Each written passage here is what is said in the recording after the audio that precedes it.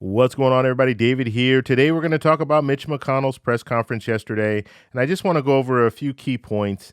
He confirmed a timeline, so we know it's not going to be earlier than late July. Now we know it's late July for sure. That's their whole plan. They're not going to do anything before the recess, so we're going to talk about that. But first off, on this channel, we talk about personal finance for travelers. If that sounds like something interesting to you, please hit that subscribe button. Don't forget to hit the little bell notification so you can get future updates on my videos. All right, so the first thing we want to do is we want to go over this video, and it's interesting because he's sticking to his same talking points. He's not really changing much as far as his timeline. Actually, he's not changing anything when it comes to his timeline, but he does give us a little more insight into what he wants in another stimulus package. Now, he has not confirmed there will be another stimulus package. We know that the White House wants another stimulus package. We know that some Republican senators want another stimulus package. We know that Democratic senators want another stimulus package. We know that the House, for the most part, they want another stimulus package, and they voted on a stimulus package and approved it on May 15th, the HEROES Act, and they sent it over to the Senate. It's been sitting in the Senate ever since. So let's take a look at this video, just this little clip here, and then we're going to talk about it after. Mr. Leader, you had Mr. Luntz in lunch today. My question for you, do you think that the president's handling of the coronavirus pandemic has A, hurt Americans, but B, hurt your own political prognosis? Well, what I can tell you is what Senate Republicans did was respond to the crisis by beginning to write the CARES Act in my office, which ultimately became law without a single dissent, which has done a great deal to prop up the economy. And as you've heard suggested, I said back in March, we'd take another look at this, probably in July, take a snapshot of where we are, both on the health front and on the economic recovery front, and decide at that point exactly what needs to be done further. What I can tell you without fear of contradiction is the focus will be kids, jobs, and health care. What I can tell you without fear of contradiction is any bill that passes the Senate will have liability protections in it. And without picking any of you out, you've been mischaracterizing what this is about. It's not just for businesses. This is liability protection for everyone. Hospitals, doctors, nurses, businesses, colleges, universities, K through 12 educators, everybody who interacted with this pandemic about which we knew nothing before it hit. Unless you're grossly negligent or intentionally engaged in misconduct, we're going to see to it that you don't get sued on top of everything else you've had to deal with in trying to get through this. So that's a prediction I can make about a bill that we'll make a final decision on in July when we get back. I think it is exactly the right time to address this issue. Okay, so you guys saw the clip. Now let's discuss it. So the first thing he goes into is the CARES Act. And it's very important to understand that the Republicans in the Senate, they're the ones that were at the forefront of creating the CARES Act. And so the CARES Act that was passed March 27th, that was spearheaded by the Republicans. Okay, so we go from that, fast forward to now, and it's a situation where they don't really want to do anything anymore. It's like, that was enough. That $1,200 stimulus check that you received should have lasted you this whole time. He did mention that he wants to focus on kids, jobs, and healthcare. Those are the three pillars that he really wants to focus on, which is good. I mean, I don't have any opposition to what he's saying when it comes to focusing on these things. And with the kids, he wants to get kids back in school. And it makes sense because a lot of people who are out of work right now, they're thinking about their kids. Their kids aren't going to school. They might be too young, so they need daycare and all that. In a situation right now where we still have COVID-19, do you really want to have people in your house watching your kids?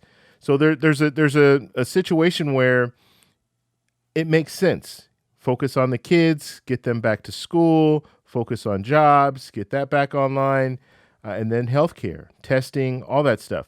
So I don't think the opposition would have an issue. I don't think the Democrats would have an issue with these things. And I think this is something that could be negotiated. And so I don't think they're far apart when it comes to wanting to focus on those things.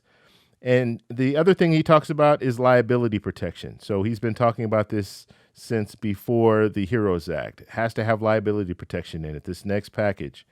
So something else that, hey, and he even went a little further, which I think is good, because he talked about universities, he talks about colleges, he talks about K through 12 schools, he talks about businesses, he talks about hospitals, doctors, nurses. So he's talking about all these different things, which I think is good.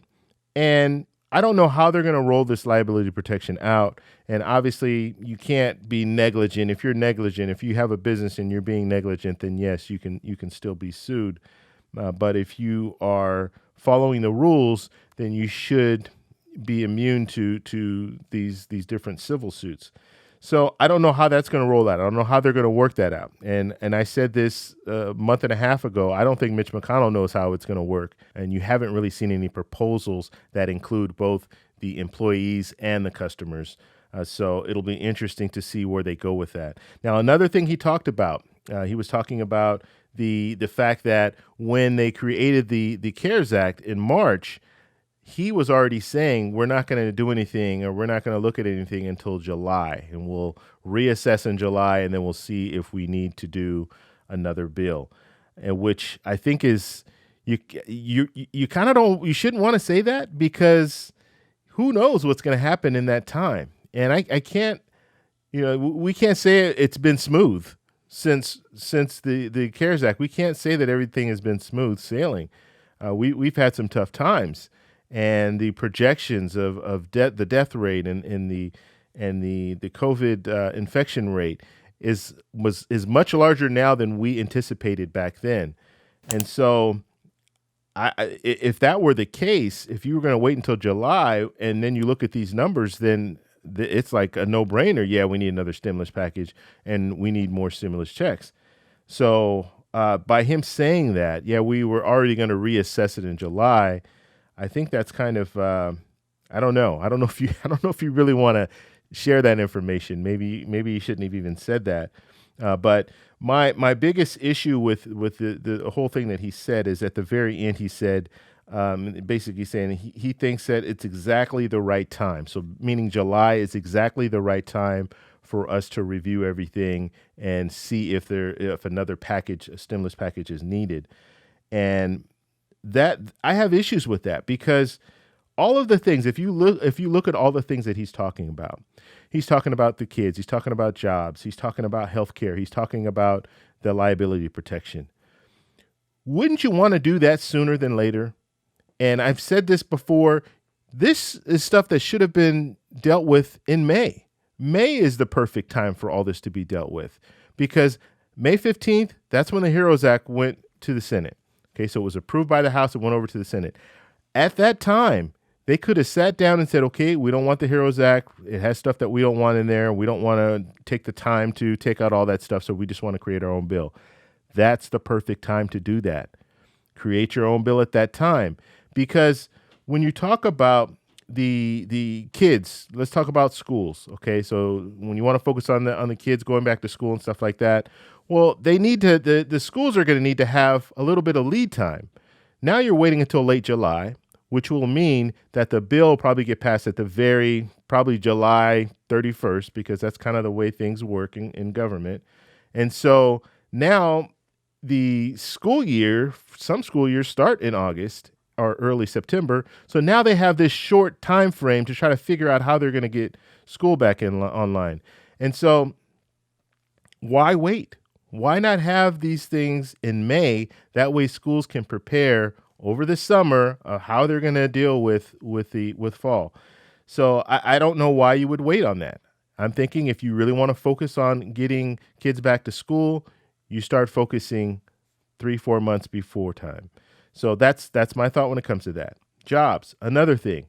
If you're promoting, we don't know exactly what he says, jobs, but we don't know exactly what that means. That could mean the sign-up bonuses that they've been talking about, or the go-back-to-work bonuses.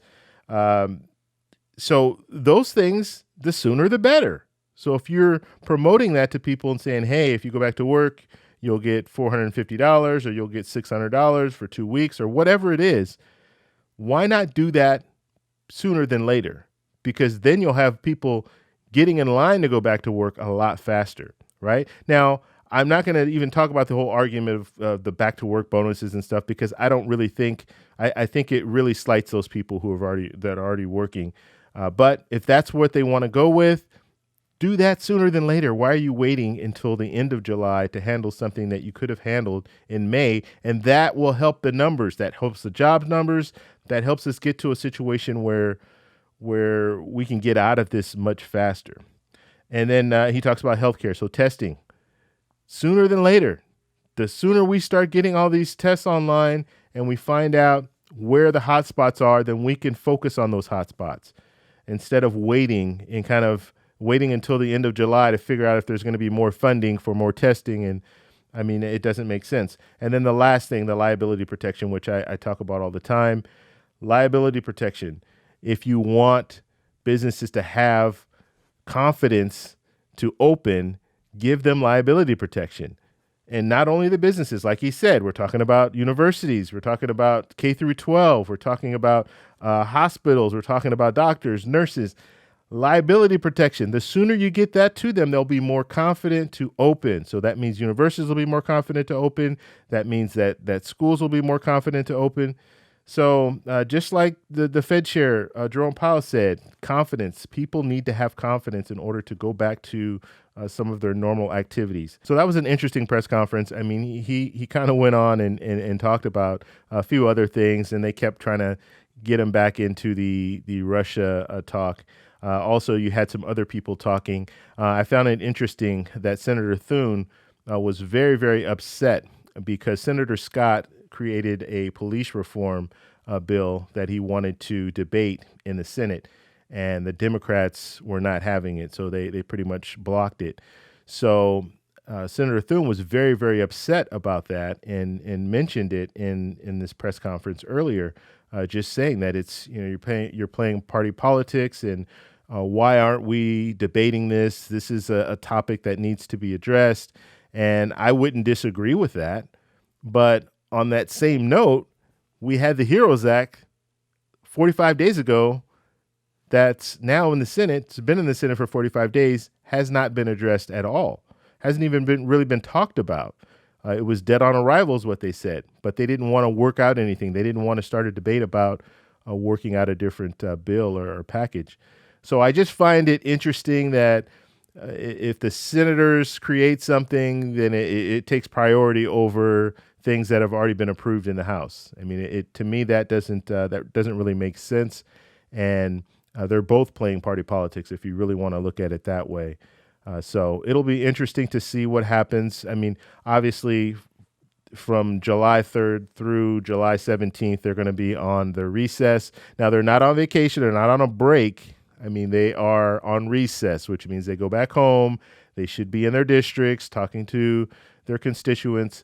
And this is a good time if you want to reach out to your congresspeople and your senators. This is a perfect time to reach out to them and let them know how you feel about this whole stimulus check thing, the whole stimulus package. Why are they waiting? What you want in it? This is the perfect time. Go down to their office, knock on that door and say, hey, I know the senator's on recess because he said he was going to be on recess, so I want to talk about the issues. Now, you might not be able to talk. You're probably not going to be able to talk to the senator, but you will at least be able to talk to some of his aides and express your concerns. You can also call their numbers. Now, you're going to call their numbers in their home districts. You're not going to call the switchboard in Washington, D.C., but you can still call them and let them know how you feel. They might also be doing town hall meetings. So if they're doing town hall meetings, go to those town halls. Talk to them. Let them know, hey, what are you guys waiting for? We've been waiting for some type of relief this whole time, and nothing's happened. What are you guys doing? Find out where they are on the issues when it comes to stimulus checks and stimulus package. Are they for it? Are they against it? Find out all that information. So this is one of those things you're really going to have to lobby for. And Mitch McConnell, he has not confirmed another stimulus package. He has not said we're doing another stimulus package for sure.